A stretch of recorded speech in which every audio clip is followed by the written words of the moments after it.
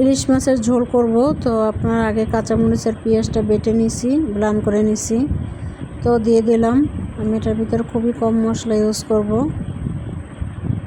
কাঁচামরিচটা একটু বেশি দিছি, মানে একটু সবুজ দেখা যায় এই জন্য।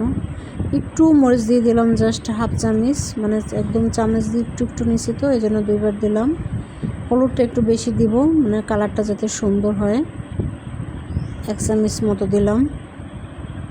লবণ দিয়ে দিলাম। এবার তেল,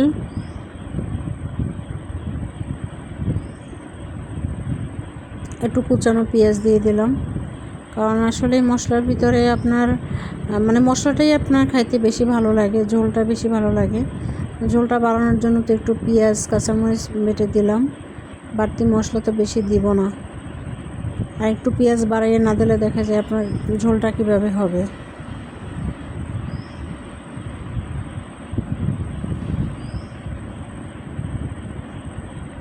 মাছটা বেশি বড় না, মোটামুটি ছোট মাছ, আমাদের এই নদীরই তাজা ইলিশ। বড় ছোট দেখি না, আসলে তাজা মাছ হইলে আমার জন্য যথেষ্ট।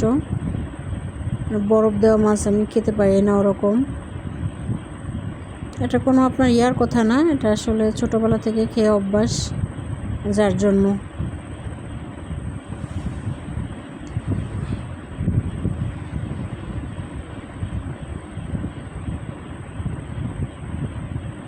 তো মশলা মেখে কিছুক্ষণ রেখে দিব। তো সবাই ভালো থাকবেন, আল্লাহ হাফেজ।